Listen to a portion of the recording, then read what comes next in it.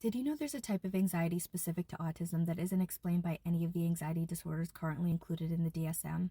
Researchers are referring to this type of anxiety as distinct anxiety because it's distinct to autism and tied to autistic traits. I'm sure many of you are wondering what this means, so I'll share a few examples. Anxiety tied to unexpected plan changes, changes in routine, or changes to the environment. Anxiety tied to special interests, for example, not being able to talk about them or access them for some reason. Anxiety related to sensory sensitivities, for example, not having access to safe foods or clothing items, or knowing an environment will cause sensory overload and being anxious to go there.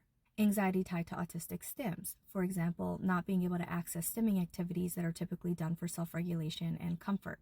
Anxiety tied to others misunderstanding intention or meaning, which is why many autistic people often over-explain. And anxiety in social situations that's not due to the social aspects of the situation, which would be associated with social anxiety disorder. For example, with distinct anxiety, it could be due to a disruption in routine or the environment causing sensory overload.